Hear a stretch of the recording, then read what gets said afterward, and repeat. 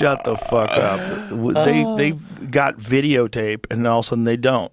You know, you have the director of the FBI on this show saying there's no if there was, nothing you're looking for is on those tapes. Like, what? Why'd they say there was thousands of hours of tapes of people doing horrible shit? Why'd they say that? Right. Didn't Pam Bondi say that?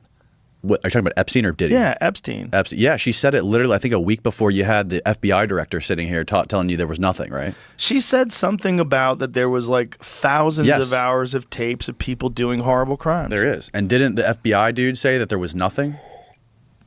Cash Patel said there's nothing you're looking for. Oh, okay. Okay. I mean, what am I going to do? I'm going to push back. Right. No, of course. I obviously, he's saying what he has to say. Right. Mystery surrounds the Jeffrey Epstein files after Bondi claims tens of thousands of videos. Tens of thousands. Jesus Christ. I'll tell you what.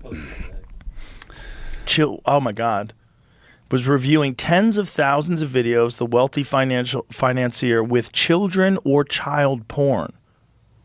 The comment made to reporters at the White House days after a similar remark to a stranger with a hidden camera raised the stakes for President Donald Trump's administration to prove it has in its possession previously unseen compelling documents. Or just bomb Iran, and everybody forgets Just bomb Iran, yeah. Everybody forgets about it. So that is a visibly pissed off Joe Rogan, the biggest pro-MAGA or MAGA-friendly podcaster in the world. And he, like other prominent pro-MAGA or MAGA-friendly podcasters, are pissed at the Trump administration for the Epstein debacle.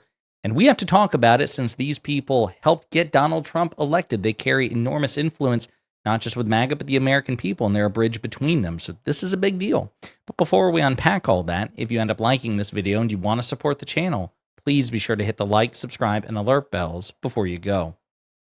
All right, friends, we're going to take a look at clips from not just Joe Rogan, but also Tim Dillon, comedian, and Shane Gillis as well. They're not happy about this, folks. I want to play one other one from Joe Rogan. This is actually towards the beginning where he's kind of mocking. I mean, he's pretty viciously mocking this notion that Trump will say one thing about the Epstein files and then something else when it's convenient. They can lie about all kinds of things. And this is today with the internet.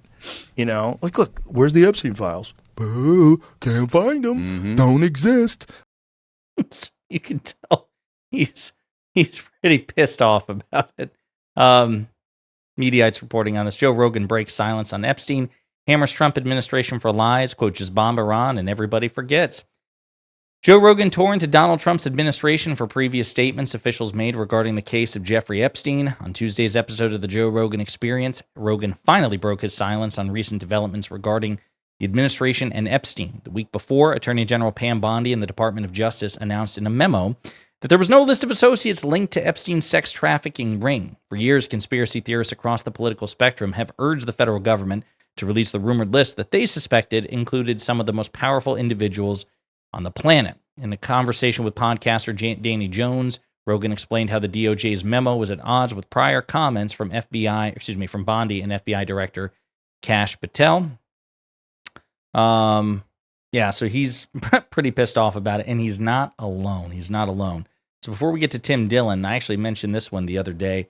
Shane Gillis is kind of a right-wing coded comedian. I don't know if he himself is right-wing, but he is seen as kind of a MAGA-friendly comedian. He is really funny. He's been on Saturday Night Live multiple times. There's Please Don't Destroy sketch with Shane Gillis, which is really, really funny. It's like a satire, of The Voice. You should check it out. It's really funny. But here's Shane Gillis getting pretty brutal, too, about the Epstein debacle and Trump specifically. That's insane that they're just being like, yeah, no, everything was cool, above board, don't worry. It's like Trump dog. Yeah. It's tough not to fucking point some fingers. Huge Because question you got mark. killed while you were president. Yeah. And you were there. There's so many photos of them chilling. Allegedly hung with a staff. I know. Allegedly hung with the staff. The cope on Trump's innocent. The cope is fucking pretty intense. Yeah, he did go to the island and he just hung out with the staff, dude. The staff said that. Was the staff 12? I know. Who knew John McAfee? I think everyone was hanging out with the staff. Yeah, true. Yeah. The massages. Yeah, the John McAfee was he was the one who allegedly was trying to bring it down. I don't know if that's just internet folklore. And so they go on like this, but yeah, even Shane Gillis is mocking the notion that that Trump, the MAGA conspiracy theory is just totally bypassing Trump like a stream with a rock in it, they just go around it. It's stunning to me, given that Trump was one of the most photographed, filmed, documented people, associates of Jeffrey Epstein. Again, that Epstein said in an interview before his death that he and Donald Trump were best friends for years. Pretty embarrassing. Also, there's Tim Dillon, another comedian, another pro-MAGA, MAGA-friendly comedian. He's pretty pissed off about it too. So we're going to play a couple of clips from him, starting with this one. Pretend there's a handful of them that aren't, and there probably are. They have no power. They're not the most powerful people in the world. And the president of the United States, he's the most powerful man in the world. No, he's not. No, he is not. No, he ain't. And if the last 6 months haven't showed you that, I don't know what will. He's not. It feels nice to say our president is the most powerful person in the world. It feels good. He's the most powerful person in the world. But really, the reality of the situation is he's not. And he's going on to talk about how impotent Trump is and how weak Trump is. And apparently it's not just the Epstein stuff. He says the past 6 months have shown you that Donald Trump is not the most powerful man on earth, which Trump wants to be seen as the most powerful man on earth. And I agree, he is. Actually, I disagree with Dillon on this. The sitting president of the United States is just individually the most powerful person on the planet by way of both hard and soft power.